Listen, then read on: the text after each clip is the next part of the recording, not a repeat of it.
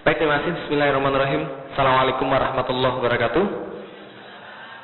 Alhamdulillahirabbil alamin, wassalatu wassalamu ala asyrofil anbiya'i wal mursalin wa ala alihi washabbihi wa man da'a bi da'watihi wa iltazama bi tariqatihi wa tarasama khutwahu jalal aqidatan islamiyyatan asasan fikratihi wa miqyasani amalihi wa masdarani ahkami.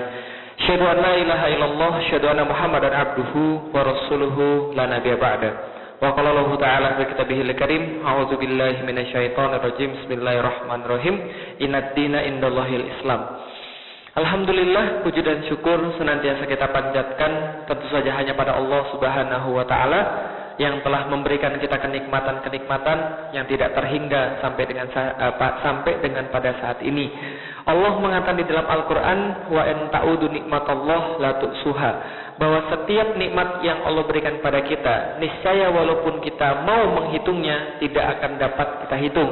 Maka sudah menjadi kewajiban sebagai seorang manusia kita bersyukur pada Allah tiada henti-hentinya, karena Allah juga memberikan nikmat pada kita juga tiada henti-hentinya. Dan nikmat terbesar yang Allah karuniakan pada hamba adalah faqih fiddin, adalah memahami agama, kemampuan untuk ingin mempelajari agama lebih lanjut, yaitu adalah kemampuan untuk belajar. Dan inilah kewajiban seorang muslim yang tidak akan selesai kecuali setelah Allah mengambil nyawanya. Karena itu kita beruntung bahwa kita diturunkan seorang manusia sempurna, seorang manusia yang kelak akan menjadi harapan seluruh umat manusia. Dialah Rasulullah Muhammad SAW. Dan semoga salawat selalu tercurahkan pada beliau, dan juga salam semoga tercurahkan pada beliau, pada keluarga beliau, pada sahabat-sahabat beliau, dan pada orang-orang yang mengikuti jalan beliau sampai dengan akhir zaman. Saya mohon maaf, I'm sorry to my brothers and sisters who are not speaking Indonesian, because the material will be delivered in Indonesian. Because saya sudah cukup tersiksa tadi menyampaikan itu.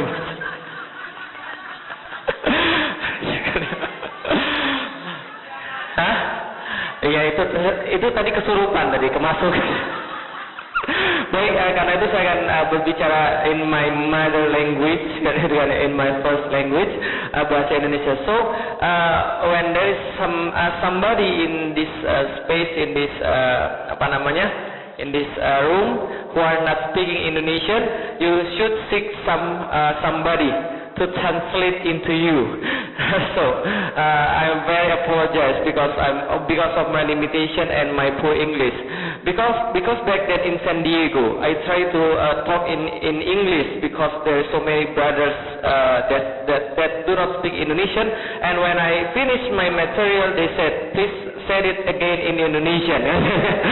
It makes me stressful. So jadi saya akan membicarakan dengan bahasa Indonesia. Mohon maaf Bapak sekalian. Jadi pada hari ini Bapak sekalian, yang kita sedikit ingin bicarakan adalah kembali tentang akidah, kembali tentang syahadat, karena ini adalah sesuatu yang sangat penting bagi kita. Jadi kita akan membicarakan tentang syahadat sempurna. Masih ingat Bapak Ibu sekalian? Masih ingat Bapak Ibu sekalian? Tentang negeri bebek, itu kan ya. Jadi sebuah negeri yang kita cerita bahwa negeri ini sebagian besar adalah muslim. Sebagian besar mereka adalah muslim. Tapi sayangnya kita lihat mereka belum mempraktekkan Islam sebagaimana yang kemudian diperintahkan oleh Allah. Dan karena itulah banyak sekali masalah-masalah di situ. Kalau kita lihat negeri bebek, semuanya salah di negeri bebek Bapak Ibu sekalian. Betul begitu Bapak sekalian? Semuanya salah di negeri bebek. Misal, kalau kemarau negeri bebek susah, karena katanya nggak ada air. Kalau hujan negeri bebek susah, karena banjir.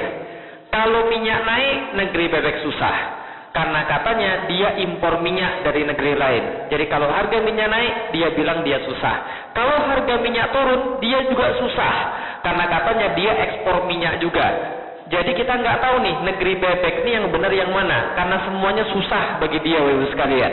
Musim dingin dia bilang kedinginan, musim panas dia bilang kepanasan. Ada barang dia bilang kemudian mahal, nggak ada barang dia bilang susah barang. Nggak ada yang benar di negeri bebek Bapak Ibu sekalian. Padahal ketika Allah berbicara lewat Rasulnya, Rasul pernah meriwayatkan satu hadis di mana Rasul mengatakan, sungguh kaum muslimin itu mengagumkan, ajaib. Kenapa ajaib? Karena seluruh urusan baginya sama-sama enak. Kalau dia ditimpa oleh musibah, dia bersabar. dan itu baik bagi dia.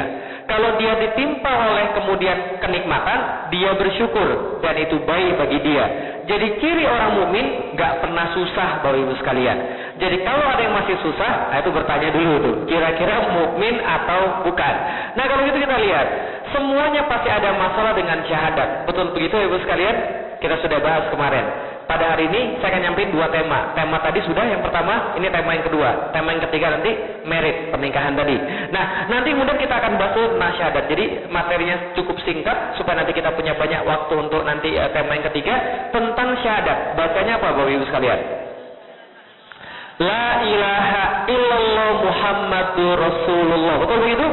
Semua orang bisa baca ini karena ini adalah kalimatut thayyibah. Kalimat thayyibah.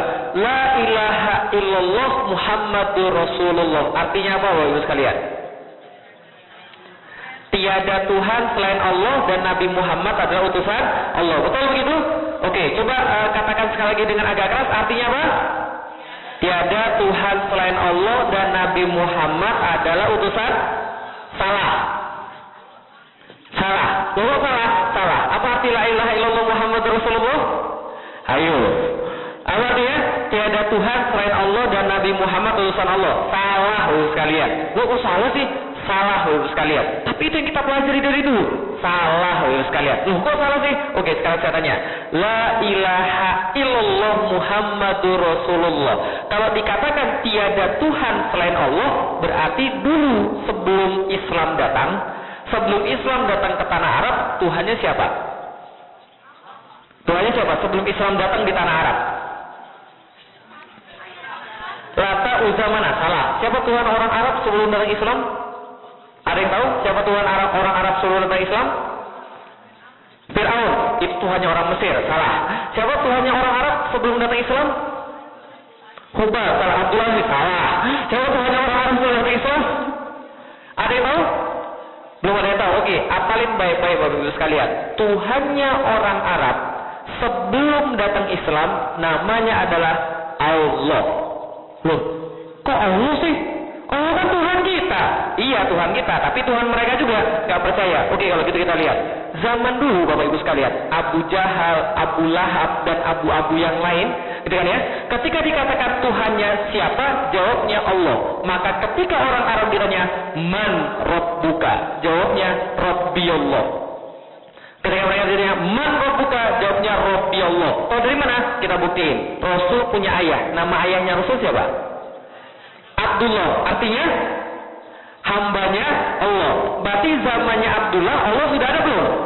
Sudah. Berarti Tuhan orang Arab sebelum datang Islam namanya adalah Allah. Contoh lagi, Nabi Ibrahim dan Nabi Ismail bangun Ka'bah. Nama lain Ka'bah apa? Baik. Artinya rumahnya Allah. Berarti zaman dulu Allah sudah ada belum? Sudah. Ketika orang Arab ditanya, "Man Rabbuka?" Siapa Tuhan Anda? Mereka menjawab dengan yakin, Rabbi Allah. Tuhan kami adalah Allah. Tapi beda kalau orang Arab ditanya, "Man ilahuka?" Man ilahuka? Siapa ilah Anda? Siapa sesembahan Anda? Mereka menjawab, Ilahi Lata, Uzza, Mana, Hubal. Berarti ada dua dalam terminologi bahasa Arab. Ada Rob dan ada ilah. Paham sampai di sini? Ada Rob dan ada ilah. Rob artinya Tuhan, ilah artinya sesembahan. Makanya Islam datang dengan kalimat La ilaha illallah. Artinya bukan tiada Tuhan selain Allah, tapi artinya adalah tiada sesembahan kecuali Allah. Karena orang dulu sudah tahu Tuhan itu Allah. Makanya Islam tidak datang dengan kalimat La Rabba illallah. Betul? Gitu kan ya? Bukan tiada Tuhan, tapi tiada sesembahan selain Allah. Kok bisa begitu sih? Contoh, suatu hari ada seorang sahabat namanya Adi bin Hatim. Adi bin Hatim ini sudah masuk Islam, tapi dia datang pada Rasul masih pakai kalung salib. Sudahlah kalungnya salib, emas lagi. Sudahlah emas, salib lagi. Lu kok pernah emas dan salib? Karena laki-laki kan nggak boleh pakai emas. Dia sudah pakai kalung emas, salib pula. Sudah salib, emas pula. Berarti dosanya double ya. Maka Rasul bilang, Adi bin Hatim, campakkan kalungmu. Lepaskan kalungmu. Adi bin Hatim tanya, loh kenapa saya harus kemudian melepas kalau saya Rasul?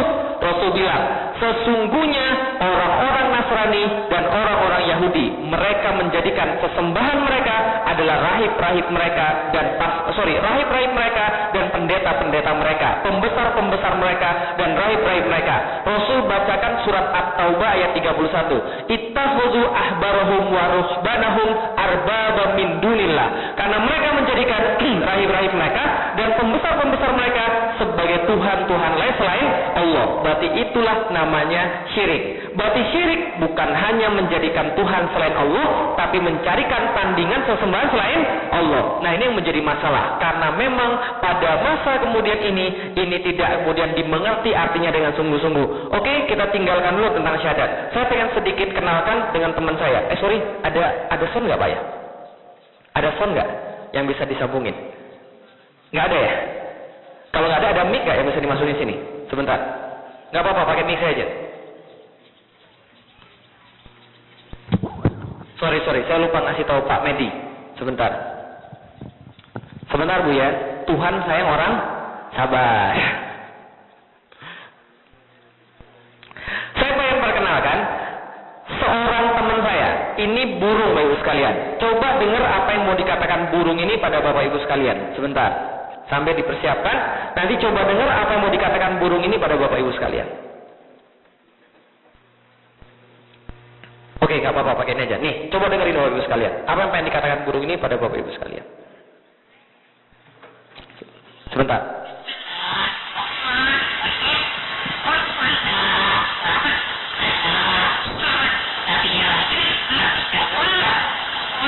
ولأن معلمه باكستاني لا يجيد العربية فإن الطائر تعلم اللكنة أيضا تماما كصاحبه.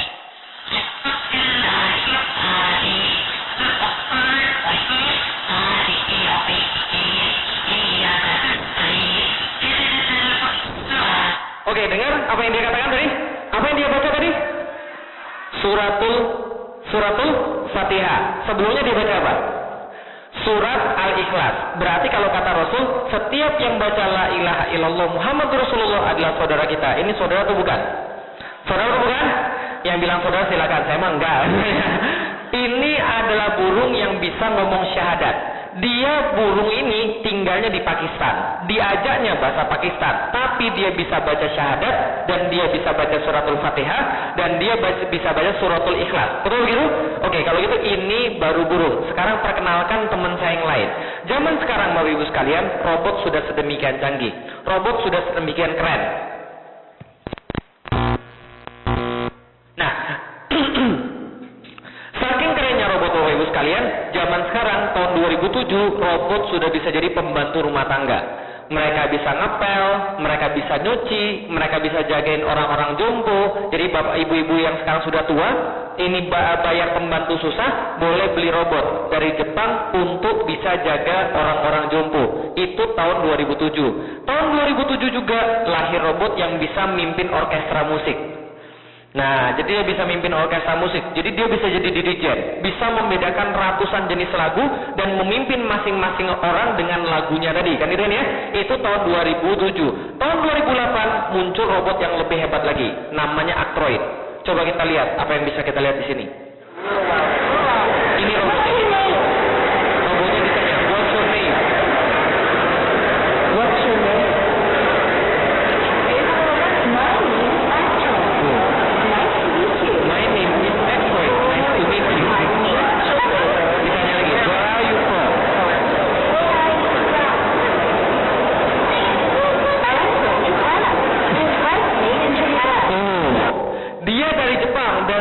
Dibuat dari Jepang. Coba lihat dulu sekali. Ini robot yang dibuat tahun 2008 oleh Jepang.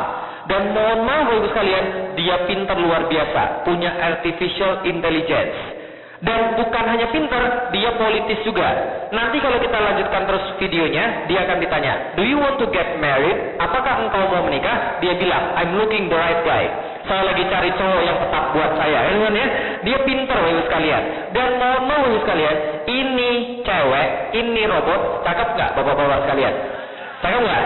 Dan saya kasih tahu ibu sekalian, dia tidak hanya cakep, sampai dalam-dalamnya dia punya barang yang mirip perempuan. Dia bisa jalan, dia bisa diajak ngobrol, dia bisa diajak bercanda. Maka tidak heran tahun 2009 diresmikan pernikahan pertama kali antara orang Jepang dengan robot. Jadi kalau hari ini kita ada pernikahan kan, kan ya, antara cowok dengan cewek kan ya. Di sana pernikahannya cowok dengan robot. Ketika ditanya pada cowoknya, kenapa Anda mau menikah dengan robot? Dia bilang, dia memang robot, tapi dia tidak bisa menyakiti hati saya seperti wanita-wanita lain. Dia punya istri robot itu sekalian, dan robot ini pintar luar biasa. Sudah mirip banget kayak manusia. Dia bisa melakukan apapun, bisa berbagai macam bahasa. Dia bisa bahasa Inggris seperti yang Bapak Ibu dengar. Dia bisa bahasa Jepang karena sudah biasa di front office-nya kantor-kantor di Jepang, mereka pasang robot di situ. Jadi bukan lagi resepsionis, bukan orang, tapi robot. Kenapa? Mahal biaya orang di sana. Maka mereka ganti dengan robot, dan robot ini bisa berbagai macam bahasa, termasuk bahasa Jepang, termasuk bahasa Inggris, dan termasuk bahasa Arab, Bapak Ibu sekalian. Yang saya belum tahu, dia bisa nggak bahasa Jawa. Tapi yang jelas, dia bisa bahasa Arab. Pertanyaan saya sederhana, kalau robot ini mengucapkan 2 kalimat syahadat, dia masuk Islam atau tidak? Masuk Islam atau tidak? Kan sama-sama syahadat. Dia nggak punya nyawa. Kenapa saya syahadat, Bapak Ibu terima? Kalau dia syahadat, Bapak Ibu nggak terima. Karena dia tidak punya akal. Apa bedanya yang punya akal sama yang nggak punya akal? Kenapa yang nggak punya akal Ibu nggak terima? Kenapa yang punya akal Ibu terima? Apa bedanya? Karena dia sudah diset. Berarti apa yang menjadi bedanya? Dia tidak sadar. Itu kata punya sadar. Dia tidak sadar apa yang dia ucapkan. Dia tidak sadar apa yang dia kemudian lakukan, dan dia nggak sadar konsekuensi apa yang dia sampaikan. Betul begitu? Berarti kita tidak terima dia karena satu, dia tidak sadar. Dia tidak sadar apa yang dia lakukan. Dia tidak tahu kenapa dia berislam, dan dia tidak paham konsekuensi daripada syahadat Islam. Artinya Islamnya cuma di bibir saja, syahadatnya cuma di bibir saja. Karena itu kita tidak terima. Pertanyaan saya Bapak Ibu sekalian, jangan-jangan selama ini syahadat kita sama kayak robot, gitu kan ya? Cuma diulang-ulang terus kayak diprogram. Tapi kita nggak tahu kenapa kita bersyahadat. Kita nggak tahu, kita nggak sadar kenapa kita bersyahadat. Betul begitu Bapak sekalian? 18 tahun saya masuk Islam. Ketika saya masuk Islam, kira-kira susah nggak masuk Islam? Syahadatnya gampang Bapak sekalian. Tinggal dibaca ya, asyhadu an la ilaha illallah, asyhadu anna Muhammadur Rasulullah, gampang. Tapi mengucapkannya susahnya minta ampun Bapak sekalian. Kenapa susah? Kepikir di kepala saya, waduh, ibu saya gimana? Bapak saya gimana? Kemudian keluarga saya gimana? Teman-teman saya gimana? Kan ya? Tapi karena saya tahu kenapa saya harus Islam, saya kemudian ucapkan 2 kalimat syahadat. Karena saya tahu konsekuensinya, saya sadar kenapa saya mengucapkan syahadat, dan saya tahu kenapa saya harus Islam. Betul begitu? Setelah selesai syahadat, saya masih ingat, saya syahadat umur 18 tahun, hari Kamis, malam Jumat, ba'da sholat maghrib. Jadi ba'da sholat maghrib, saya syahadat. Setelah selesai syahadat, mereka sholat isya. Maka ustadznya bilang pada saya, Felix, kamu harus ikut sholat isya. Gimana caranya, Pak? Saya belum tahu gerakannya. Lihat teman-temanmu, gimana bacaannya? Baca aja subhanallah, walhamdulillah, wala ilaha illallah, Allahu akbar. Baca aja terus. Maka jadilah kemudian sholat pertama saya ngelirik ke kanan, ngelirik ke kiri. Nah, kenapa? Karena saya belum tahu caranya sholat, tapi saya jalani. Kenapa saya jalani? Karena saya tahu kenapa saya harus Islam. Besok subuhnya harus kemudian sholat subuh. Apa yang saya rasakan Bapak Ibu sekalian? Ngantuk Bapak Ibu sekalian. Tapi tetap harus sholat subuh karena saya tahu konsekuensi masuk Islam. Dan hari esoknya, hari apa? Setelah Kamis? Jumat. Akhirnya saya pergi ke Jakarta sendirian. Saya masuk Islam di Bogor, pergi ke Jakarta sendirian, nggak punya teman. Sebelum saya pergi ke Jakarta, saya telepon teman saya. Cara Jumatan gimana sih? Kan saya harus Jumatan nih, kan wajib kan ya? Saya nggak banyak alasan. Kenapa nggak banyak alasan? Saya sadar kenapa saya masuk Islam. Ketika saya sampai Jakarta, saya telepon teman saya, Jumatan tuh gimana sih? Sama aja kayak sholat-sholat yang lain. Oh gitu ya? Gimana sholatnya? Sama aja kayak yang lain. Terus gimana caranya? Ikutin aja orang-orang yang ada di situ. Pasti kamu bisa kok. Kalau gitu saya datang jam berapa? Kamu datang sebelum jam 11:30. Karena kalau kamu datang sesudah jam 11:30, biasanya di sana rame. Dan nanti kamu nggak dapat tempat duduk. Karena saya takut Jumatan rame dan nggak dapat tempat duduk. Akhirnya saya datang jam 11:15. duduk di pojok paling kanan. Kemudian ngeliat ke belakang, oh nggak ada orang nih, jangan-jangan sholat Jumatnya nggak jadi nih kan ya. Nah, kenapa? Karena mungkin nggak ada orang. Tapi orang lambat laun kemudian datang. Oke, kemudian saya telepon lagi, gimana cara Jumat? Sama aja kayak sholat yang lain. Anggap aja sholat zuhur. Oke, anggap sholat zuhur. Apa yang terjadi Bapak sekalian? Ketika kemudian sholat Jumatan, saya ingat kata teman saya, kalau orang berdiri kamu berdiri, orang angkat tangan kamu angkat tangan, gitu kan ya. Segala macam, pokoknya ikutin aja orang-orang. Walhasil Bapak sekalian, ketika mereka duduk ketika rakaat kedua, saya berdiri sendiri Bapak sekalian. Lo tadi kan nggak ada masalah kan ya? Malu nggak kira-kira? Malu, tapi nggak ada masalah. Kenapa? Saya tahu kenapa saya berislam. Saya tahu konsekuensi syahadat saya. Saya tahu kenapa saya harus Islam. Karena inilah namanya syahadat. Maka Bapak Ibu sekalian, inilah namanya idrok silah billah. Seseorang muslim yang bersyahadat dengan benar, seorang muslim yang mengucapkan syahadat dengan benar, maka dia harusnya punya idrok silah billah. Apa itu? Kesadaran, awareness, kesadaran bahwa dia sudah punya hubungan dengan Allah, bahwa Allah mengawasi setiap perbuatan dia dan akan meminta pertanggungjawaban setiap perbuatan dia. Itulah idrok silah billah. Maka wajar kita lihat zaman sekarang, kenapa ada orang yang sudah syahadat, sama-sama syahadat tapi jadi calo angkot. Boleh nggak jadi calo angkot? Boleh nggak narik angkot? Boleh. Yang nggak boleh apa? Ketika Jumatan dia tetap narik angkot. Betul begitu? Ada orang yang sudah syahadat tapi meninggalkan sholat tanpa ada alasan, meninggalkan sholat tanpa ada rasa ragu, meninggalkan sholat tanpa ada rasa bersalah. Ada orang yang sudah tua, mati-matian dia mau pergi ke masjid walaupun sudah kakinya sakit. Kan itu kan ya? Ada orang yang sudah syahadat tapi ngerokok, Bapak sekalian. Makanya bilang kan, tuh benar kan kata saya kan, percuma aja kerudungan kalau ngerokok, Bapak sekalian. Betul begitu Bapak sekalian? Yang penting hatinya bukan luarnya, betul begitu? Betul, lihat kerudungan aja bisa begini, apalagi yang enggak kerudungan. Tapi ada juga kemudian orang yang sudah masuk Islam tapi mau menutup auratnya dengan sempurna. Betul begitu? Ada orang yang sudah masuk Islam tapi nikahnya sama Nyi Roro Kidul sekalian. Ngomong-ngomong Nyi Roro Kidul ada atau enggak? Ada atau enggak Nyi Roro Kidul? Ada atau enggak? Ada atau enggak? Enggak ada atau ada?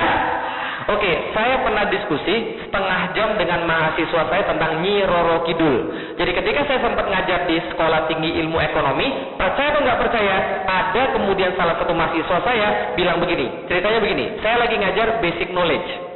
Jadi saya lagi ngajar basic knowledge, dan saya jelasin pada mereka, yang mana yang boleh dipercaya, yang mana yang nggak boleh dipercaya. Apa yang kemudian berdasarkan argumen dan yang mana yang nggak berdasarkan argumen. Maka saya sampai pada pembahasan tentang mengimani pada yang goib. Oh itu pelajaran basic knowledge atau pengajian?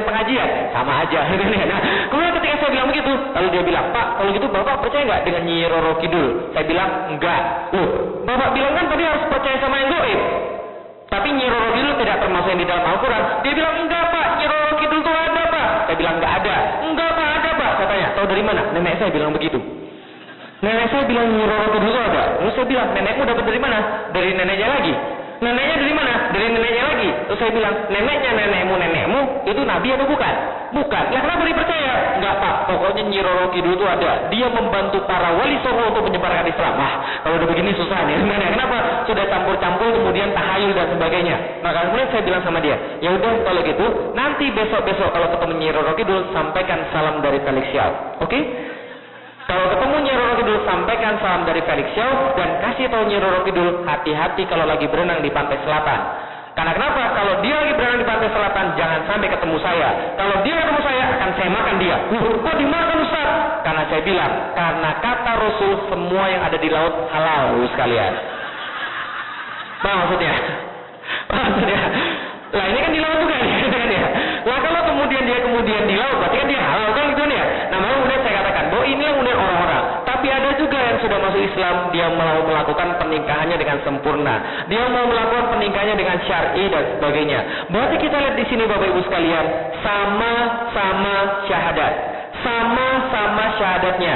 La ilaha illallah Muhammadur Rasulullah. Tapi ada yang mau taat, ada yang tidak mau taat. Apa bedanya Bapak Ibu sekalian? Banyak nggak di antara kita yang syahadat tapi masih maksiat? Banyak nggak yang syahadat tapi dia taat? Banyak juga. Apa yang membedakan orang yang taat setelah syahadat dengan orang yang tidak taat setelah syahadat? Saya mencari tahu. Saya meneliti tentang semua itu dan saya dapat jawabannya. Ini jawabannya Bapak Ibu sekalian. Nih, kita belajar dari orang yang sudah hebat syahadatnya, yang benar syahadatnya dan sempurna syahadatnya. Siapa dia? Namanya Umar bin Khattab. Kenal Umar bin Khattab? Seorang sahabat Rasul yang kabarnya pedangnya aja 1,5 meter. Pedangnya aja 1,5 meter. Berarti orangnya kan nggak mungkin 1 meter kan ya? Pasti 2 meteran kan ya? Umar bin Khattab badannya gede, orangnya kuat, wajahnya serem. Kata Rasul, setannya takut sama dia. Jadi setan aja takut sama dia. Suatu hari Umar kemudian datang ke rumah Rasul, kemudian Rasul ketawa dan bilang, Umar, setan aja takut sama kamu. Kok bisa ya Rasulullah? Umar tanya, tadi pas kamu kesini, ada setan yang mau lewat jalan yang sama. Tapi ketika dia melihat ada Umar di ujung jalan, dia cari jalan yang lain. Kenapa? Karena setan takut berpapasan dengan Umar. Itu Umar bin Khattab. Kenapa setan takut? Karena dia tegas dalam keislaman dia. Kalau kita, setan takut nggak sama kita? Kalau kita jalan diintilin setan di belakang ya. Nah, itu bedanya. Umar ini sangat luar biasa tegas dulu sekalian. Jadi contoh, ketika tadi saya sholat, saya jadi imam, apa yang saya lakukan pertama kali sebelum sholat? Luruskan dan rapikan barisan. Gitu kan ya? Karena kerapian sholat adalah kesempurnaan sholat. Kalau Umar ngerapin barisan, nggak caranya begitu. Umar cabut pedangnya, rapi. Jadi kalau nggak rapi kena kakinya, kena tebas. Itu Umar bin Khattab. Nah, Umar bin Khattab ini adalah orang yang sangat hebat. Kenapa dia bisa hebat di dalam Islam? Karena sebelum dia masuk Islam, dia juga orang yang hebat. Walaupun dalam hal maksiat. Sebelum masuk Islam, kerjanya keliling kota Mekah dan berkata, di mana Muhammad saya akan penggal kepalanya. Di mana Muhammad saya akan penggal kepalanya. Dia keliling-keliling nyari Muhammad untuk memenggal kepala Rasulullah Muhammad SAW. Maka sampai satu saat ketika ada sahabat bilang sama dia, kenapa kamu cari Muhammad? Apa urusanmu dengan Muhammad? Maka kemudian dia bilang, saya akan penggal kepalanya Muhammad. Kenapa? Karena Muhammad sudah membuat rusak agama nenek moyang saya. Karena Muhammad sudah menyuruh orang untuk keluar daripada agama nenek moyang saya. Sahabat punya ide, gini aja, kamu nggak usah cari Rasulullah Muhammad. Adikmu itu sudah masuk Islam dan sekarang lagi belajar Al-Quran.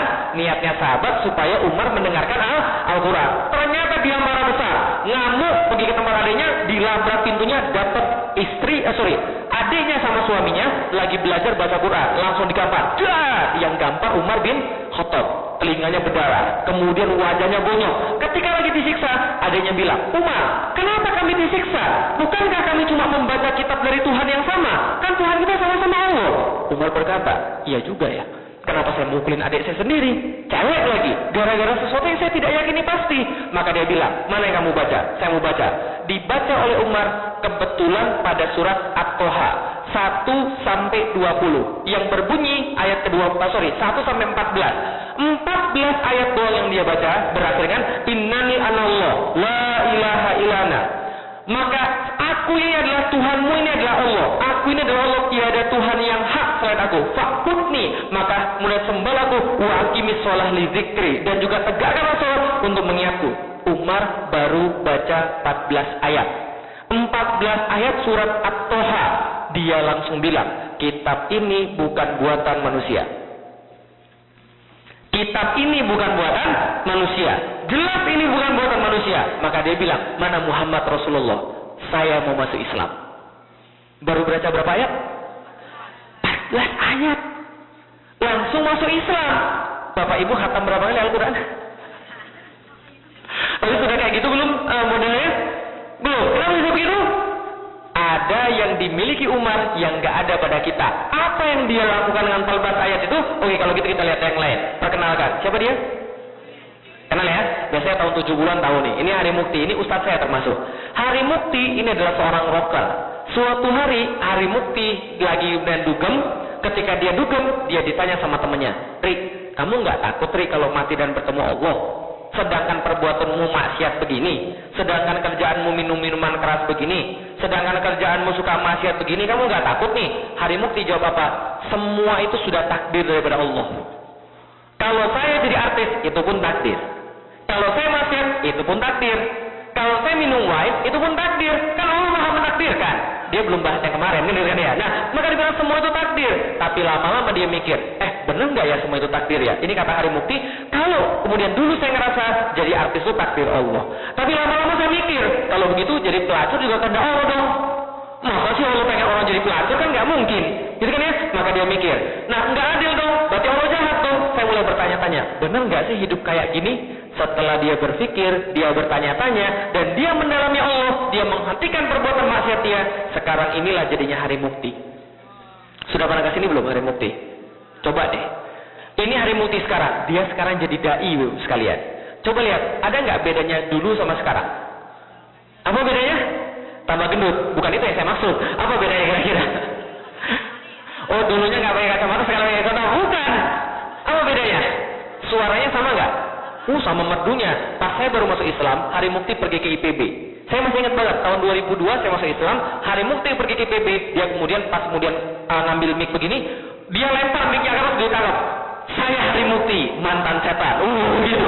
Jadi kayak aksi panggung begitu ya. Jadi suaranya masih bagus sekali. Suaranya masih bagus, hari mukti tetap sama, wajahnya tidak berubah, badannya memang agak sedikit gendut, tapi orangnya tidak berubah. Yang berubah banyak. Isi kepalanya. Yang berubah adalah syahadatnya. Yang awalnya syahadatnya tidak memberikan efek pada dia, sekarang syahadatnya membuat dia seorang muslim yang sempurna. Kalau gitu, apa persamaan antara Halim Mukti dan Umar bin Khattab? Inilah kata Imam Syafi'i, ketahuilah bahwa kewajiban pertama seorang mukallaf atau orang yang baru balik, orang yang sudah balik, yang sudah bisa berpikir sempurna, adalah berpikir dan mencari dalil sampai dia menemukan bahwa Allah itulah Tuhan. Gitu kan ya? Makanya tadi di awal yang ketika saya jelasin sama anak-anak, sama adik-adik tadi, itu adalah basic di dalam Islam. Berpikir, ngajak mereka mikir supaya mereka tidak bisa menafikan bahwa Tuhan itu ada. Dan Tuhan itu namanya Allah. Itulah pertama kali harus dilakukan. Umar dapat iman karena mikir, karena itu imannya sempurna. Karena itu perbuatan langsung hebat. Hari Mukti dapat iman karena mikir. Awalnya dia Islamnya keturunan, namun kemudian dia memperbaiki syahadatnya sehingga dia jadi kayak begini. Nah, itu yang menjadi perbedaan. Kalau gitu apa harus kita pikirkan? Ini harus kita pikirkan. Ayat pertama yang turun ke dunia, bunyinya apa? Iqra bismi rabbikal ladzi khalaq. Khalaqal insana min 'alaq. Iqra wa rabbukal akram. Alladzi 'allama bil qalam. 'allamal insana ma lam ya'lam. Ini adalah ayat yang pertama datang. Iqra artinya tidak hanya bacalah, tapi Iqra asal katanya qara'a yaqra'u qira'atan. Artinya bacalah, berpikirlah, telaahlah, analisislah, coba teliti sekali lagi, coba hitung sekali lagi, pikirkanlah. Itu artinya Iqra. Artinya apa? Allah tidak pernah bilang namanya Allah di awal surat. Betul begitu? Iqra bismi rabbikal ladzi khalaq. Bukan Iqra bismillahil ladzi khalaq. Enggak gitu kan ya? Tapi Iqra bismi rabbikal ladzi khalaq. Coba pikirlah, siapa Tuhan yang telah menciptakanmu? Khalaqal insana min 'alaq. Berarti Allah minta kita berpikir tentang alaq. Inilah alaq yang dimaksud dalam Al-Quran. Alaq di dalam Al-Quran berarti janin. Dalam terjemahan bebas, alaq adalah segumpal daging yang menghisap darah. Orang Arab biasa menyebut lintah itu alaq. Pernah lihat lintah? Pernah digigit lintah? Belum. Ada yang pernah digigit lintah? Apa yang dihisap? Darah. Berarti lintah itu ngisap darah. Coba bayangin Bapak Ibu sekalian, di zaman dulu 1400 tahun yang lalu, sudah ada USG belum? Belum. Sudah ada ilmu kedokteran belum? Belum. 1400 tahun yang lalu, di mana saat belum ada ilmu kedokteran, Al-Quran sudah bilang bahwa janin itu kerjaannya menghisap darah. Siapa yang pernah hamil? Oh, yang jelas yang di sini nggak mungkin. Siapa pernah hamil? Angkat tangan, siapa pernah hamil? Sering merasa pusing-pusing? Sering merasa kurang konsentrasi? Mual-mual? Berarti itu normal, karena darah Anda sedang dihisap oleh janin. Justru kalau kita hamil nggak pusing-pusing, kita hamil nggak berkunang-kunang, kita hamil nggak mual, berarti ada masalah dengan janinnya, berarti dia nggak menghisap darah. Betul begitu? Kerjaan kemudian bayi adalah ngisap darah. Coba lihat Bapak sekalian, nih bayi itu semua itu tergantung pada ini, plasenta, ari-ari dia. Disinilah darah ngalir, disinilah makanan ngalir, disinilah udara ngalir. Bapak Ibu sekalian, nih bayi punya hidung, dia bernapas nggak pakai hidung? Bernapas nggak pakai hidung? Kenapa? Kelelep dia sekali. Dia nggak bernapas kan ya? Betul begitu? Coba lihat tuh sekalian. Dia nggak bernapas di sini dan semua dari sini. Pernah melalui proses kelahiran? Bapak-bapak pernah ngeliat istri melahirkan? Magic gak? Magic gak? Bagi saya itu magic. Saya masih ingat ketika istri saya melahirkan anak saya pertama kali, tahun 2008. Tahun 2008 kita kan maklum kan ya, nggak punya pengalaman, punya anak pertama. Istri saya itu ketika sudah hamil tua, dia pasti tidur pakai jilbab. Tidurnya bukan pakai kerudung, pakai jilbab. Jadi pakai baju panjang. Supaya kenapa? Kalau nanti mau melahirkan bisa segera langsung pergi ke rumah sakit. Maka kemudian saya pulang dakwah waktu itu jam 11 malam. Saya ingat banget, jam 11 malam saya pulang daripada dakwah dan kemudian capek banget karena kurang tidur selama berbulan-bulan. Kan ya? Karena memang dakwah di Indonesia itu kadang-kadang ada waktu-waktu di mana kita nggak bisa istirahat sama sekali. Capek banget dan saya berharap tidur. Jam 11 saya tidur sama istri saya. Jam 2 istri saya bangun. Bi, bangun Bi, bangun Bi, bangun Bi. Kenapa? Setelah saya buka lampu, ternyata basah semua, Bang. Udah ranjang basah semua, bajunya basah semua. Ternyata air ketubannya pecah. Sebaliknya seorang suami yang kemudian tidak punya pengalaman, pikir saya apa? Kalau air ketuban pecah, berarti airnya ini keluar. Berarti bayinya bahaya. Betul begitu? Maka kemudian saya langsung anterin ke rumah sakit. Untung jam 2 malam, 15 menit sampai ke rumah sakit. Dan kemudian sampai di rumah sakit, apa kata susternya? Pak, mohon maaf Pak, ini masih belum pembukaan. Satu belum Pak. Satu aja belum Pak pembukaan. Belum pembukaan satu ya? Pembukaannya ada berapa? Pembukaannya ada 10 Pak. Aduh. Jam 2 malam Bapak Ibu sekalian, bayangkan. Sampai jam 12 itu tidak ada pembukaan sama sekali Bapak Ibu sekalian. Coba bayangkan, stres nggak? Baru pertama kali melahirkan sudah dites dengan air ketuban pecah. Apa yang benar terjadi? Istri saya dipasangi alat namanya kardiotokograf. Tahu kardiotokograf? Jadi itu alatnya 0 sampai 80 kan itu ya. Kalau dia sudah sampai 40, istri saya genggam tangan saya, wah, katanya sakit banget Pi. Tapi itu nggak selesai sampai 40, sampai 60, 73, turun lagi ke 0, 47, istri saya stres. Apa yang terjadi pada saya? Ngelihat istri saya kayak begitu, stres sekalian. Apa yang terjadi pada saya? Kepala saya kayak muter film sekalian. Maksiat saya keinget semua. Istighfar Umi. Tapi yang sebenarnya istighfar itu saya. Kenapa? Maksiat saya ingat semua. Jangan-jangan gara-gara ini istri saya ini susah. Jangan-jangan gara-gara ini istri saya susah melahirkan. Maksiat itu semua. Saya istighfar pada Allah. Ya udah, Allah tolonglah istri saya. Sampai jam 12 istri saya bilang apa? Istri saya bilang, Bi, sudah nggak kuat lagi. Coba bayangin. Kalau ketika suami dengar kayak begitu, apa yang dia bayangin? Kayak hancur sekalian. Kenapa? Sudah nggak kuat lagi. Udah Umi tahan Umi, la yukallifullahu nafsan illa usaha. Allah tidak akan membebani manusia kecuali kesanggupannya. Udah nggak kuat lagi. Tenang Umi, tenang. Setelah kita doain, dia mulai agak mereda. Jam 2 dokter bilang, alhamdulillah Pak, selamat Pak, sudah terjadi pembukaan 2 Pak. Pembukaan 2. Terus sampai kapan tadi udah pembukaan 10? Masih kira-kira 8 jam lagi Pak. Saya udah stres. Tapi alhamdulillah, jam 4 anak saya lahir. Ada kemudian apa dong? Tiba-tiba cepat. Itu kemudian doa kita terkabulkan ya. Jam 4 kemudian anak saya lahir. Jam 4 saya lihat dengan mata dan kepala saya sendiri bagaimana anak itu dilahirkan. Pertama-tama, ayo Umi, bernapas Umi, saya tarik lagi Umi. Sorry, bukan tarik. Ayo Umi, tekan lagi. Lalu keluar apa? Apanya duluan Bapak sekalian? Kepalanya. Saya, serius nih. Ini segede ini bisa keluar. Saya nggak percaya sekalian. Aku gimana terus. Ternyata benar-benar keluar. Pas dia keluar dikit, kepalanya kemudian diputar sama dokter kan ya. Ini nggak patah nih kepalanya. Saya sih nggak patah. Diputar kepala terus keluar sekali. Betul kan ya? Ibu pasti kalian kan ya. Nah, kayak cumi-cumi Ibu sekalian. Serius. Kayak cumi-cumi sekalian. Warnanya putih dan nggak ada keras-kerasnya sama sekali. Dan nggak bernapas. Betul begitu? Dok, ini kenapa nggak bernapas tuh? Tenang dulu Pak. Nggak bernapas Pak. Tenang dulu. Dijepit kemudian hari-harinya dipotong. Pas dipotong baru hidup. Baru nangis. Coba bayangkan. Apa saya bilang? Ternyata gitu ya. Allah mengajari kita. Apa Allah ajarkan? Kalau kita potong satu rizki, Allah ganti dengan 2 rizki yang lain. Dipotong kemudian hari-harinya, Allah ganti dengan hidung yang nyala. Allah ganti dengan mulut yang bisa makan. Dia sudah bisa nangis, dia bisa bernapas, dia nyari susu ibunya. Betul begitu? Allah ngajarin pada kita bahwa ini yang kita lihat pada Iqra bismi rabbikal ladzi khalaq, khalaqal insana min 'alaq. Dari awal terbentuknya dia sampai jadi kayak begini, Allah memberikan sebuah keistimewaan luar biasa. Awalnya apa? Ini yang sudah kita bahas, sperma. Ya kan ya? Yang kemudian segala macam akhirnya jadi kayak begini Bapak sekalian. Allah mengajar pada kita luar biasa. Jangan takut rezeki Bapak sekalian. Kalau kita benar yakin pada Allah, dipotong satu rezeki, Allah ganti dengan 2 rezeki. Kita berpikir tentang Allah, kita mendapatkan ternyata Allah Maha Besar. Betul begitu? Semakin kita berpikir, semakin kita menelaah, Allah katakan semakin kita dapat kemudian iman pada Allah. Coba lihat lagi. Saya suatu hari diangkut pas masih kuliah. Di depan saya ada seorang ibu-ibu nyusuin anaknya. Saya terpaksa memperhatikan Bapak sekalian. Bukan memperhatikan ibunya, bukan. Saya memperhatikan anaknya Bapak sekalian. Yang saya pertanyakan adalah, kenapa anak itu bisa nyusu? Kenapa anak itu bisa ngedot? Ada nggak yang ngajarin anak itu ngedot? Ada nggak? Nggak ada.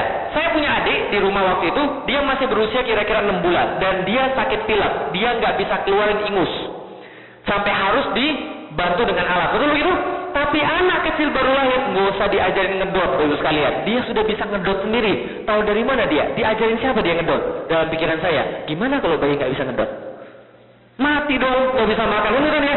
Dan kemudian itu semakin meyakini bahwa kayaknya benar Allah itu ada. Setelah kita memikirkan tentang janin saja, kita dapat keberadaan Allah yang maha besar. Betul begitu? Itulah keimanan dengan berpikir. Apa yang bisa kita lihat nih, Bapak sekalian?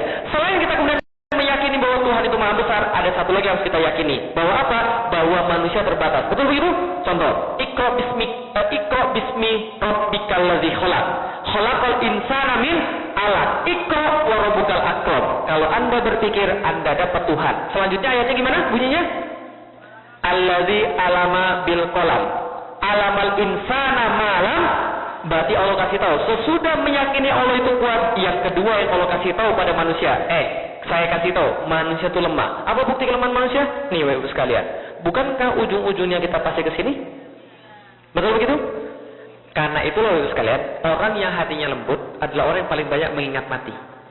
Jadi Rasul minta kita banyak-banyak ziarah kubur bukan untuk ngalap berkah, tapi untuk mengingat mati bahwa inilah tempat kita ujung-ujungnya.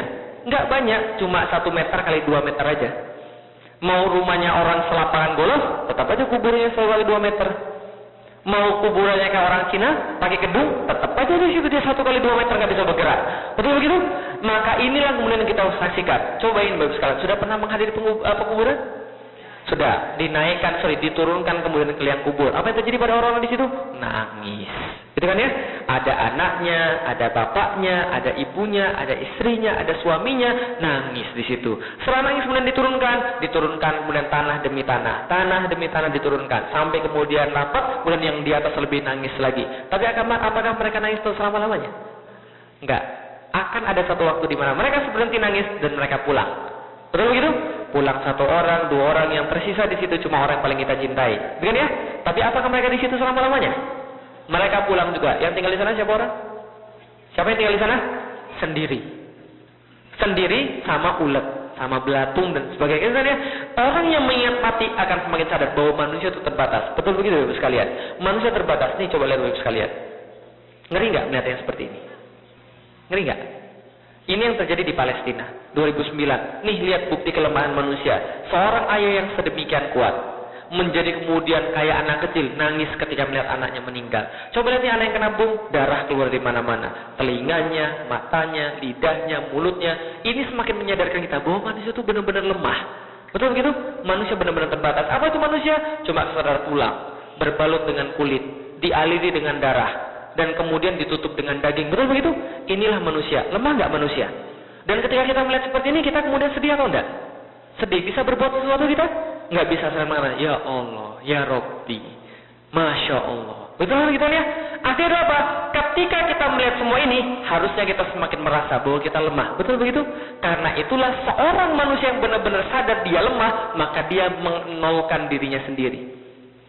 Kalau dia merasa benar-benar lemah, maka dia menolkan diri, dan di saat yang sama dia mengesahkan Allah. Ada yang suka komputer di sini atau programmer? Ada yang programmer? Ini kan bahasa pemrograman Pak ya? 0 dan 1. Kita tidak mengenal selain 0 dan 1. Makanya Allah katakan, Qul huwallahu ahad. Artinya apa? Allah itu satu-satunya. Walam yakul lahu kufuwan ahad. Dan Allah tidak perlu sama sekali serikat dalam segala sesuatu. Dan Allah tidak perlu saingan. Artinya apa? Manusia 0. Manusia tidak merasa apa-apa. Kapan syahadat terjadi? Syahadat terjadi ketika manusia merasa 0 dan dia berhasil mengesahkan Allah. Tapi ketika manusia merasa masih dia punya sesuatu, dia tidak akan pernah bisa bersyahadat sama Allah. Betul gitu? Merasa punya banyak duit. Dan merasa duit itu berarti bagi dia. Merasa duit bisa membeli sesuatu. Duit bisa melindungi dia. Dia tidak akan punya syahadat. Karena dia merasa duitlah segala-galanya. Dia merasa dia muda, merasa dia hebat. Maka dia jauh daripada Allah karena dia tidak bisa bersyahadat. Karena dia merasa punya sesuatu. Dia merasa punya ilmu. Karena itu dia merasa lebih bisa menentukan daripada Allah. Dia merasa punya sesuatu selain daripada Allah. Dia sudah tidak kenal lagi. Karena syahadat itu apa? Syahadat dalam bahasa Inggris adalah apa? Dalam bahasa Inggris? Testify. Testimoni. Dalam bahasa Inggris apa lagi kira-kira? Witness. Gitu kan ya? Nah, kalau itu witness maksudnya apa? Syahadat maksudnya apa? Gini, kesaksian dalam bahasa Indonesia kan gitu ya. Contoh misalnya, Evander Holyfield sama Mike Tyson. Sebelum taruh, mereka boleh nggak bilang, saya bisa aja mengalahkan dia dalam satu ronde, boleh nggak? Mereka boleh boasting, mereka boleh kemudian ngomong besar, mereka boleh kemudian ngomong hebat. Tapi tak kalau sudah tanding, Mike Tyson kalah. Apa yang terjadi pada Mike Tyson? Saya minta rematch, kalah lagi. Apa yang terjadi? Saya akui dia hebat. Gitu kan ya? Sama kayak Allah. Kalau Anda belum berpikir tentang Allah dan menganggap Allah itu perkasa dan segala-galanya, dan belum berpikir tentang manusia bahwa punya manusia nggak ada apapun, nggak akan terjadi syahadat. Syahadat terjadi kalau benar-benar manusia merasa lemah. Dengan kata lain, Bapak Ibu sekalian, kalau kita belum bisa mengesahkan Allah, jangan-jangan masih ada kotoran dalam diri kita. Merasa kita punya banyak duit, karena itu kita merasa besar di hadapan manusia. Merasa kita punya ilmu, kita merasa hebat di hadapan manusia. Merasa kita punya rumah yang besar, kita merasa hebat daripada manusia. Jadi kapan syahadat itu terjadi? Ketika merasa manusia lemah, baru syahadat itu terjadi. Contoh, kapan orang banyak doa sama Allah? Ketika banyak hutang atau ketika nggak ada hutang? Kenapa orang banyak hutang, banyak orang doa pada Allah? Karena dia merasa lemah. Ya Allah, sudah cari duit kemana lagi? Kesini orang nggak kasih, kesini orang nggak kasih. Duit saya nggak akan cukup dari gaji untuk bayar hutang. Ya Allah, tolong, kalau besok nggak datang ini mana duit? Saya bakal digusur rumah saya kan itu kan ya? Dia merasa tidak punya bantuan lain selain pada Allah. Di situ orang baru bersyahadat secara sempurna. Gitu kan ya? Kapan lagi orang bersyahadat secara sempurna? Kalau kemudian dia merasa dia mau mati. Orang yang merasa mau mati, merasa dia lemah. Betul begitu? Pernah terjadi gempa nggak di Amerika? Berapa kali sehari? Emangnya obat? Oke, berapa kali setahun dapat gempa? Pernah nggak merasa gempa yang mengerikan? Setiap gempa mengerikan saat betul, tapi lebih ngeri lagi di Indonesia. 9,4 pernah? Rata dong. 9, oh tahun 94. Kuat nggak berapa skala Richter? 7 skala Richter. 6,8. Di Jakarta kemarin 7,4 skala Richter pada tahun 2009. Dan saya masih ingat persis itu 2009 sekalian. Itu gempa terjadi di Selat Sunda. Itu getarannya sampai ke Jakarta. Apa yang terjadi? Saya waktu itu lagi kerja di lantai 2. Saya ingat banget gempa terjadi jam 3.15 sore. Ini. Apa yang terjadi? Ketika gempa itu terjadi saya di lantai 2, saya langsung kabur ke bawah. Saya nggak peduli laptop saya nggak peduli tas saya nggak peduli duit saya langsung kabur ke bawah. Sampai ke bawah, kemudian sampai di jalan duduk di sini. Oh masih getar begini ya. Lihat kemudian, iya mulai getar. Terus saya mau lari kemana lagi? Takut Bapak Ibu sekalian. Kenapa? Karena nggak ada tempat lain untuk lari. Gitu kan ya? Ketika takut setelah selesai, ternyata baru itu di dunia. Itu udah ngeri begitu. Belum hari kiamat kan ya. Udah di dunia baru begini mengerikan. Saya naik ke atas, buka kemudian komputer, buka Facebook. Nggak ada yang update status Bapak Ibu sekalian. Nggak ada yang update status. Kenapa? Saya yakin semuanya pada sholat asar. Betul begitu? Kalau manusia mendekati mati, dia langsung beriman pada Allah. Kalau manusia merasa dirinya akan mati, dia langsung beriman pada Allah. Betul begitu? Maka itulah ketika manusia merasa dan Allah baru dia esakan. Betul begitu ya sekalian? Kenapa kita bisa berdiri? Kenapa kita bisa berdiri? Karena kita punya 2 kaki. Salah. Kenapa kita bisa melihat? Karena kita punya 2 mata. Salah. Kenapa kita bisa ngomong? Karena kita punya mulut. Salah. Karena ada yang punya mulut, ada yang punya mata, ada yang punya kaki, tapi dia nggak bisa berdiri, dia nggak bisa ngomong, dan dia nggak bisa ngelihat. Siapa itu? Mayit. Gitu kan ya? Artinya kenapa kita bisa melihat, kenapa kita bisa ngomong, dan kenapa kita bisa berdiri? Karena Allah mengizinkan kita. Semakin banyak kita berpikir dan semakin merasa lemah kita, disitulah semakin muncul syahadat pada Allah. Dan itulah yang dimaksud dengan berpikir, sehingga kita mengesahkan Allah, sehingga syahadat kita menjadi syahadat sempurna, Bapak sekalian. Paham kira-kira sampai di sini? Terima kasih. Ada pertanyaan silahkan. Jelas ya? Jadi semakin manusia merasa lemah, semakin kita menguatkan Allah. Maka anak saya yang kedua namanya Sifar Muhammad Al-Fatih 1453. Sifar artinya 0. Karena saya pengen dia menjadi 0 di hadapan Allah. Dia hamba Allah yang tidak perlu ada sesuatu yang dibanggakan. Ketika orang merasa ada sesuatu yang bisa dibanggakan, maka dia tidak akan mengesahkan Allah. Dan kadang-kadang itu terjadi secara kita tidak sadar. Gitu kan ya? Maka sering-seringlah berpikir merasa diri kita nggak punya apa-apa, merasa diri kita hina. Karena itu kita bisa mengakui Allah. Enak rasanya ketika kita merasa lemah dan kita mengadu pada Allah dengan segala sesuatu. Dan ketika itulah syahadat terjadi. Oke, ada yang lain? Silakan. Betul. Kalau ada pertanyaan, silakan. Wis, pas. Jam 9.15. Cukup ya? Cukup Pak ya? Oke, silakan. Ada? Ya? Ada pertanyaan? Silakan kalau ada. Dari ibu-ibu atau dari bapak-bapak?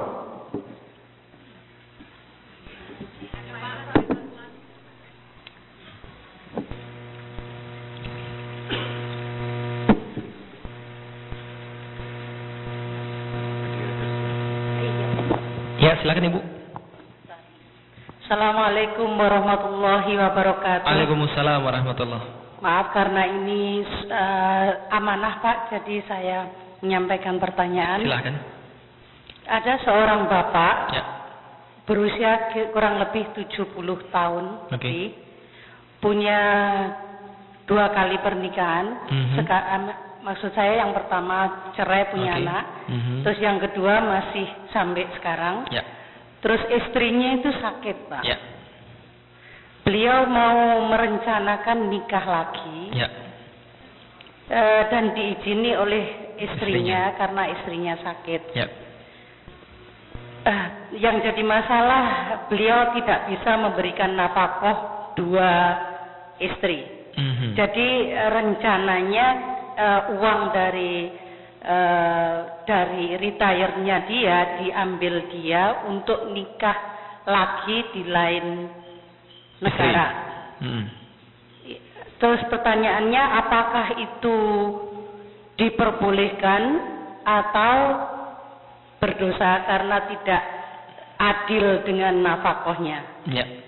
Itu Pak ya. Terus yang lain ada lagi. Mhm. Seorang ibu nikah dengan non-muslim. Ya. Ibu itu muslim. Mhm. Terus dia suatu saat dia jadi imam sholat. Mhm. Apakah makmumnya ini sah? Ya. Terus bolehkah seorang ibu itu memandikan jenazah? Ya. Terima kasih. Wassalamualaikum warahmatullahi wabarakatuh. Waalaikumsalam warahmatullahi wabarakatuh. Baik, saya jawab dulu pertanyaan ini kayak sinetron aja. Baik, seorang bapak-bapak 70 tahun. Sebenarnya tidak ada masalah dengan umur ya, it doesn't matter. Dan ya jadi nggak ada masalah dengan umur. Ada seorang bapak-bapak umur 70 tahun, dia kemudian sudah memiliki 2 istri, satunya sudah cerai, berarti kita tidak hitung juga. Berarti kasusnya adalah dia sekarang punya istri, itu aja ya. Dia punya istri dan istrinya sakit. Dan kemudian dia mau menikah lagi. Dan dia tidak punya nafkah. Tapi saya bingung, dia tidak punya nafkah, tapi kok katanya dia punya duit? Maksudnya gimana tuh? Tamu-tamunya siapa lagi yang Duit pensiun. Oke. Bapak Ibu sekalian saya kasih tahu. Pertama-tama, mungkin ini agak sulit diterima, khususnya bagi golongan yang di sini. Nah, saya kasih tahu Ibu sekalian. Saya kasih tahu pertama, poligami tidak mensyaratkan adil. Oh, oke. Ya. Poligami tidak mensyaratkan adil. Tapi mewajibkan adil. Enggak, asem namanya. Loh, bedanya apa, Ustaz? Oke, saya kasih tahu bedanya begini, Bapak Ibu sekalian. Nih bedanya, Bapak Ibu sekalian. Apa bedanya mensyaratkan sama mewajibkan? Jadi gini, contoh. Kalau poligami mensyaratkan adil, maka orang yang tidak adil, dia tidak boleh poligami. Ya, aku udah ketemu. Tapi kalau poligami mewajibkan adil, berarti setiap orang yang poligami harus adil. Paham maksudnya?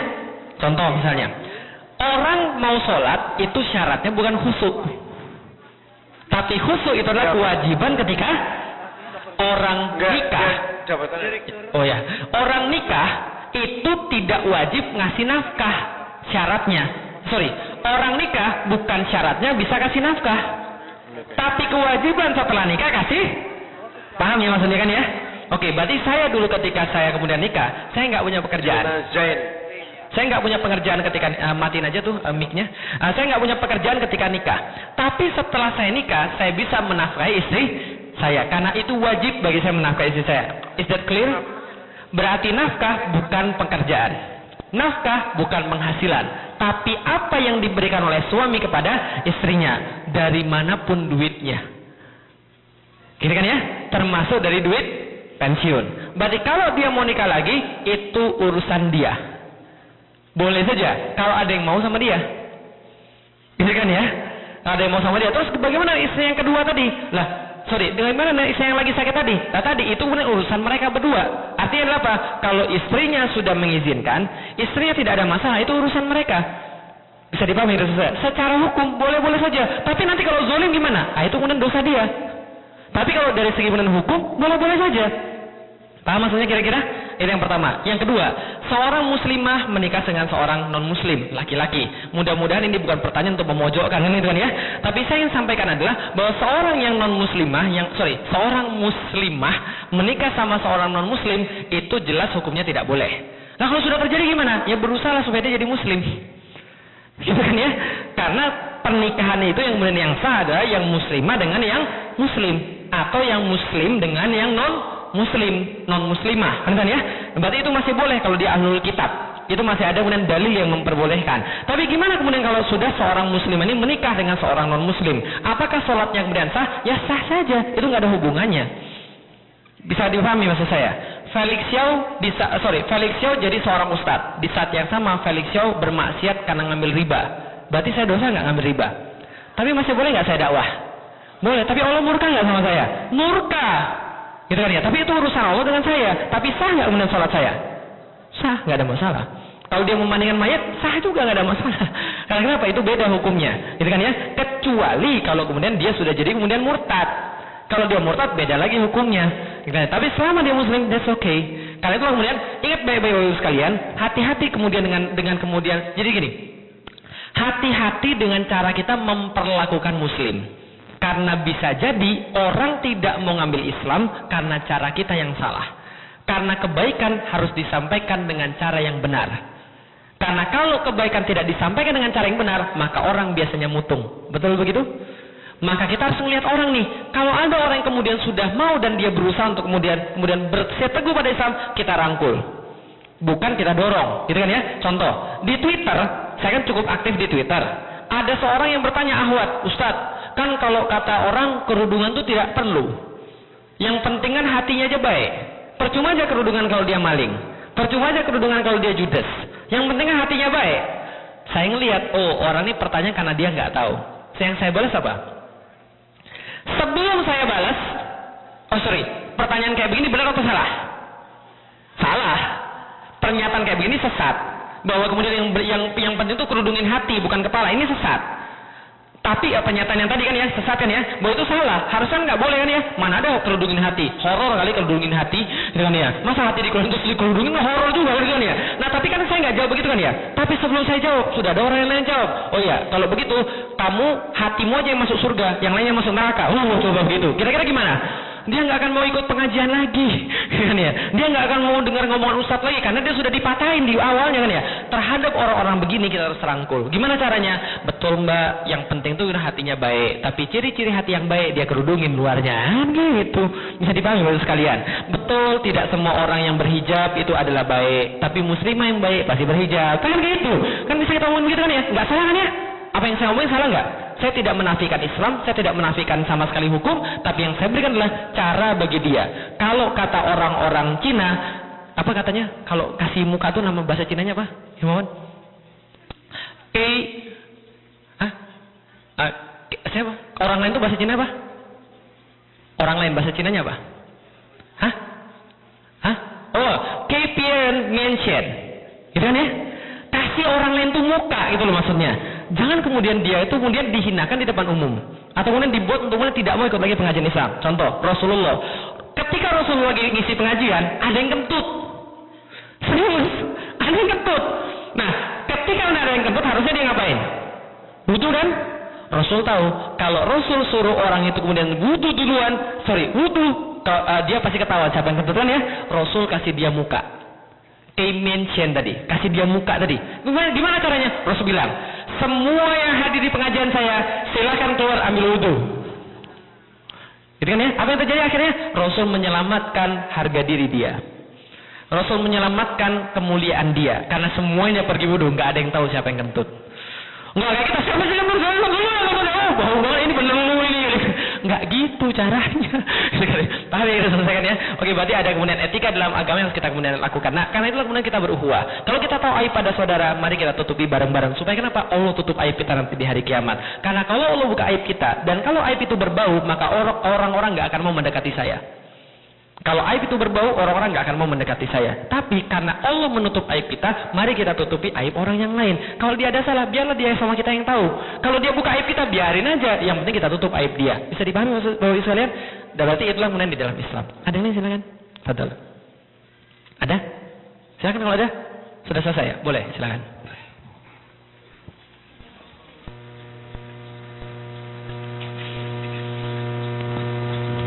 Assalamualaikum warahmatullahi Waalaikumsalam wabarakatuh. Pertanyaannya di luar yang Bapak sampaikan, Pak. Please. Dulu waktu Indonesia hanya mengizinkan 5 agama, Yes. orang-orang Chinese yang agamanya Konghucu pindahnya ke Kristen semua, Pak. Ya. Itu kira-kira apa, Pak? Mereka nggak tertarik sama Islam, Pak? Assalamualaikum warahmatullahi wabarakatuh. Baik, terima kasih. Kenapa orang Cina nggak tertarik sama Islam? Bapak Ibu sekalian sudah saya kasih tahu. Saya kemarin lupa menunjukkan, Bapak Ibu sekalian. Sebentar, saya tunjukin ya, biar Bapak Ibu puas. Sebentar ya. Allah sayang orang sabar. Berarti sabar dulu. Sebentar. Saya tunjukin supaya Bapak Ibu puas, Bapak Ibu sekalian. Saya tunjukin gambar supaya Bapak Ibu puas. Nah, ini adalah masjid di Cina, Bapak Ibu sekalian, di kota Guangzhou. Namanya Masjid Huaisheng. Correct me if I'm wrong. Ini ada orang Cina asli nih. Lebih sipit daripada saya soalnya. Ini kemudian masjid di Cina, dibangun tahun 621, Bapak Ibu sekalian. Tahun berapa? 621. Ini masjid dibangun tahun 621. Kelenteng Ustaz, bukan kelenteng Bapak Ibu sekalian, ini masjid Bapak Ibu sekalian. Lihat nih, tengah-tengahnya kalau nanti Ibu Bapak lihat di kemudian di yang resolusinya tinggi, ini ada tulisan bahasa Arabnya. Jadi ini adalah masjid yang dibangun oleh Kaisar Cina untuk menghormati sahabat Sa'ad bin Abi Waqqas ketika datang ke Cina. Sampai sekarang masih ada di daerah Guangzhou. Kalau mau silahkan pergi ke sana. Nah, artinya adalah apa? Orang Cina duluan 200 tahun Muslim dibanding orang Indonesia. Dan ada catatan-catatan, khususnya dari catatan Mahuan. Mahuan itu adalah seorang laksamana pendamping Cheng Ho. Tahu Cheng Ho? Tahu yang dari Semarang ada kelenteng Sampokong? Itu bukan kelenteng dulunya. Dulunya itu masjid. Cuma dirubah jadi kelenteng sama orang Cina. Nah, dulu Mahuan tuh bilang bahwa di Indonesia itu ada 6 daripada 9 wali songo itu orang Cina. Iya. Makanya Sunan Bonang itu bahasa Cinanya namanya Bong-an. Itu bukan kata saya, ada catatan dari Mahuan tadi. Tapi memang catatan ini agak sedikit berbeda dengan catatan daripada yang lain yang mengatakan bahwa wali songo itu dari Arab. Khususnya Syekh Maulana Malik Ibrahim. Itu dari Arab jelas. Nah, tapi yang lain ada kemudian catatan yang mengatakan 6 daripada 9 itu adalah orang Cina. Karena itulah dalam beberapa dialek, gitu kan ya, dalam beberapa dialek Totok, kiai itu asal dari bahasa Cina. Maka di Madura, ketika saya pergi ke Madura, ke Bangkalan, saya kemudian trace beberapa kemudian descendant mereka, yang paling atas itu orangnya sipit. Serius, orang sipit, orang Cina. Berarti kemungkinan yang menyebarkan ikut ke Indonesia adalah orang Cina. Itu kemungkinan besar. Nah, oke, kalau gitu kita lihat sekalian. Nah, kenapa kemudian bisa jadi kayak begini? Itu gara-gara Belanda, Bapak sekalian. Loh, kok bisa gara-gara Belanda? Ustaz nyalain orang terus. Oke, kalau nggak percaya, pulang dari sini, buka akte kelahiran masing-masing. Di situ ada angka STBLD terus berapa gitu. STBLD apa? Stadsblad. Apa arti bahasa Belanda Stadsblad? Bukan. Stadsblad apa? Surat keputusan pemerintah Belanda yang pada waktu itu adalah Ratu Belanda. Stadsblad. Maka ibu-ibu yang pribumi Muslim, Stadsbladnya pasti 1917. STBLD 1917. Orang non pribumi dan non Muslim itu STBLD 1920. Maka itulah kebijakan Belanda namanya Vreemde Oosterlingen. Kebijakan penduduk negeri timur. Yang artinya apa? Eropa, Arab, Cina, dan yang lainnya. Maka orang-orang itu dapat privilege. Dari STBLD itulah ditentukan siapa yang boleh sekolah dan siapa yang nggak boleh sekolah. Dari STBLD ditentukan siapa yang boleh dapat sumber daya alam dan siapa yang nggak boleh dapat sumber daya alam. Maka Belanda menjadikan orang Arab, India, dan Cina sebagai tameng mereka. Suruh cari duit, ngeruk kemudian sumber daya alam di Indonesia, dan pribumi disiksa. Maka wajar orang pribumi benci sama orang Cina. Karena orang Cina dapat sumber daya alam dan mereka masuk ke dalam agama Katolik. Paham maksudnya? Ini oportunis juga nih orang Cina zaman dulu nih. Nah, mereka ambil sumber daya alam dan mereka masuk ke agama Katolik. Lah, kenapa orang-orang pribumi gak benci sama orang Arab? Benci juga. Tapi gak sebenci orang Cina. Karena kenapa? Orang Arab diidentikan dengan Islam. Kenapa orang pribumi gak benci dengan orang India? Benci juga dengan orang India. Maka dalam beberapa tempat ada pepatah, kalau ada ular kobra sama orang India, bunuh yang mana duluan? Itu peribahasa di beberapa daerahnya. Bukan saya ngomong, itu memang peribahasa. Karena orang India dianggap lebih berbahaya daripada ular kobra, gitu kan ya. Gitu kan ya? Nah maka ini ada beberapa peribahasa. Untung gak ada orang India di sini. Jadi intinya begitu. Artinya ada apa? Karena itu muncul kebencian pada orang-orang Cina. Orang-orang kayak saya dan generasi-generasi sebelum saya, termasuk nenek saya, mendapatkan perlakuan tidak enak daripada orang pribumi. Oh Ustaz, perasaan Ustaz aja. Serius, saya mengalami itu sekalian. Jalan-jalan tengah jalan, Cino. Gitu kan ya? Dipalakin, kalau beli dimahalin gitu kan dan sebagainya. Nah, itu banyak hal yang kita memang merasa sehingga kita terbentuk orang pribumi itu jahat. Kenapa jahat? Islamnya yang jahat. Itulah memang tugas orang-orang Belanda untuk ngadu domba, divide et impera tadi, gitu kan ya. Maka kemudian kita diadu, orang pribumi benci sama orang Cina benci sama orang pribumi, cocok kalau ketemu di jalan. Gitu kan ya? Walaupun orang Cina nggak bisa balas, karena kenapa? Kalau mereka balas belum mati lagi, gitu kan ya. Maka mereka nggak bisa balas, tapi mereka pendam itu dalam diri mereka. Karena itulah tatkala kemudian Soeharto kemudian mencanangkan ada 5 agama, orang Cina nggak mungkin pilih Islam, karena Islam bukan agama orang Cina. Mereka berpikir begitu. Selayaknya orang Sunda bilang bahwa agama orang Sunda cuma Islam. Orang Padang kalau bukan, orang Minang kalau bukan Islam bukan orang Minang. Gitu kan ya? Sama kepercayaannya begitu juga, bahwa orang Cina itu adalah Buddha, kalau nggak Kristen, kalau nggak Katolik, bukan Islam, bukan Hindu. Tapi mereka lebih benci Islam. That's why. Oke, terjawab Pak ya? Oke, itu gara-gara Belanda berarti Pak. Silakan Google di internet Vreemde Oosterlingen atau buka di tempat kita masing-masing, buka akte kelahiran, nanti pasti ada STBLD. Sekarang sudah nggak ada lagi. Di zaman anak saya lahir, anak saya yang sifar Muhammad Al-Fatih 1453 itu, saya didiskriminasi sekalian. Ketika kemudian saya ngelahirin di Rumah Sakit Budi Mulia, daerah Tanah Abang, setelah itu nurse-nya bilang, Pak, Bapak harus ngurus kemudian akta kelahiran. Bapak harus bayar Rp150.000. Saya bilang dari Hong Kong Rp550.000.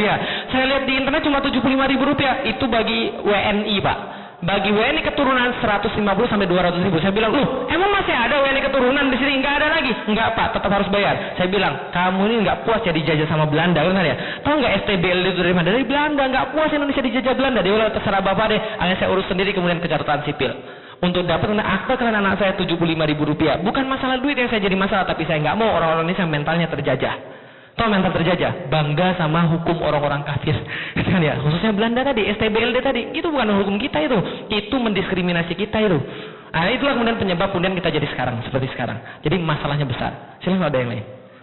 Saya tulis dalam tulisan saya di artikel, cari aja di internet Curhat Cina Muslim Indonesia. Coba baca di situ. Curhat Cina Muslim Indonesia. Di internet, artikel saya tulis tentang bagaimana kelahiran anak saya dan bagaimana saya mendapatkan akta kelahiran itu begitu susahnya. Gitu. Baik, silakan ada yang lain. Ada mungkin? Ada? Enough? Cukup? Sampun? Cekap? Oke. Last one, silakan.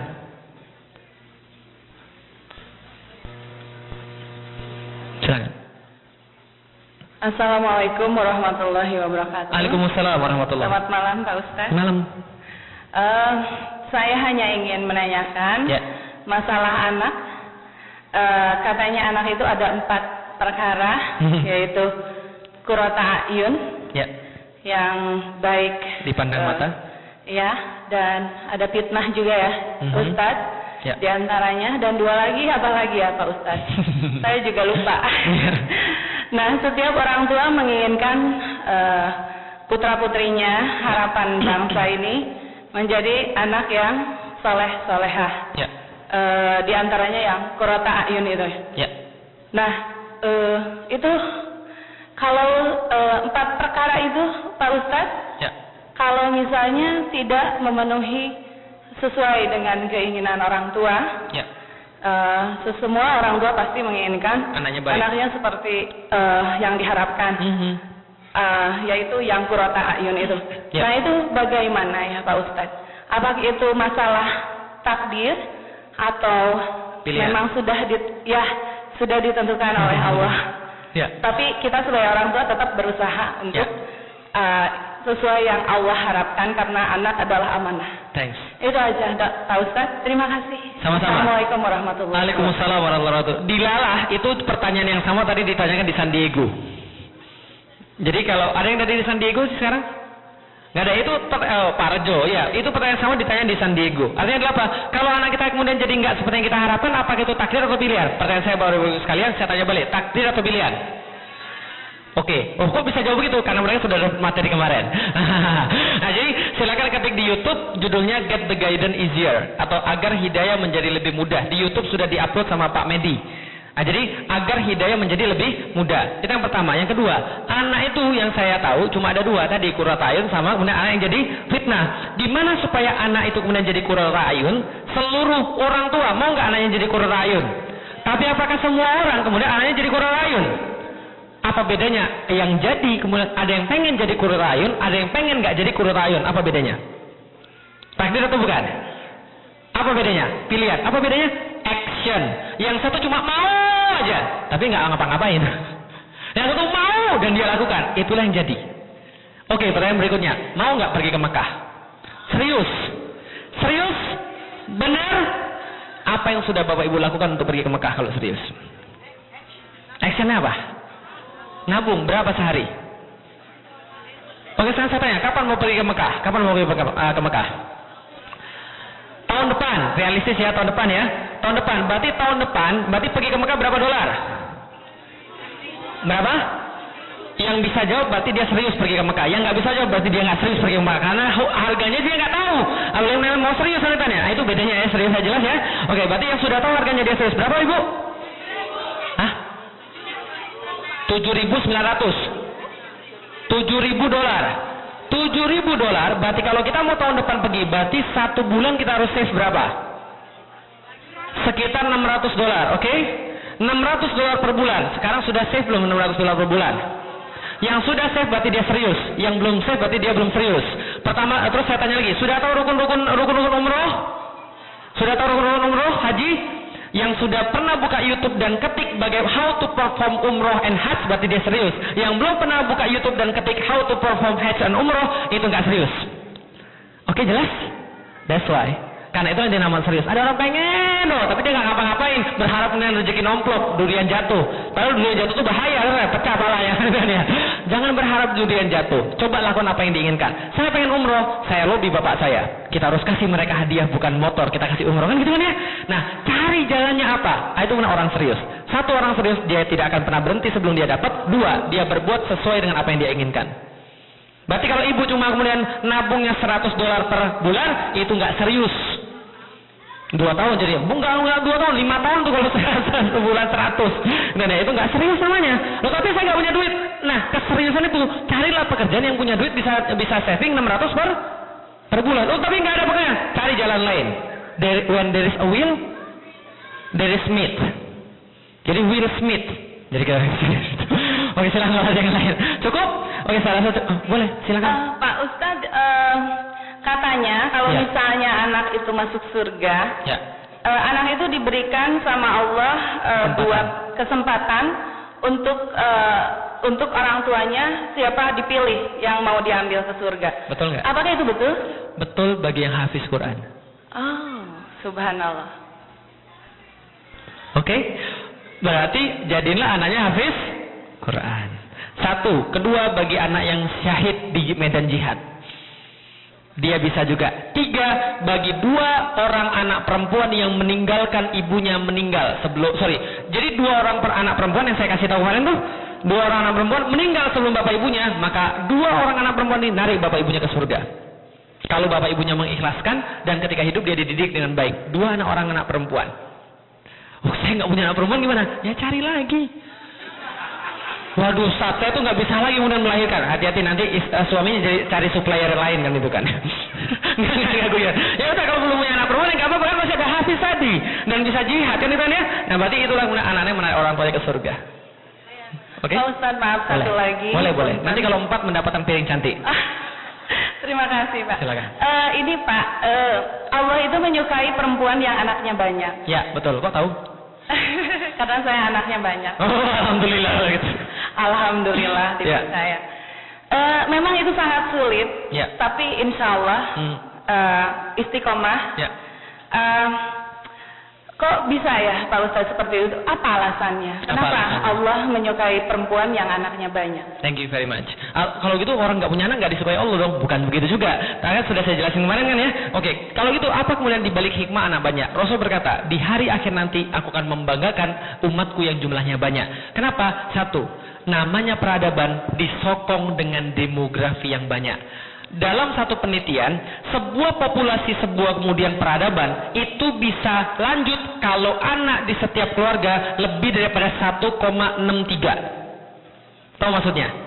Anaknya lebih daripada 1, itu baru peradabannya jalan. Kalau peradaban anak kurang daripada 2, peradaban nggak jalan. Coba bayangin Bapak sekalian. Nih, 2 orang laki bini, 2 orang laki bini, masing-masing punya anak 1. Gitu kan ya? Coba bayangin ya, 2 orang laki bini, 2 orang laki bini. Masing-masing punya anak 1. Berarti sekarang berapa orang nih ada? 1, 2, 3, 4, 5, 6 sama anaknya ya. Taruhlah anaknya nikah lagi. Anaknya berapa? 1 lagi. Berarti berapa orang? Generasi ini punya 4 orang, generasi ini punya 2 orang, generasi ini punya 1 orang. Dia mau nikah sama siapa? Lama-lama peradabannya dikis. Hancur. That's what happened with England. That's what happened with Australia. That's what happened with Japan. Peradaban mereka hancur dengan sendirinya karena tidak ada orang yang mau kemudian menanggung peradaban itu.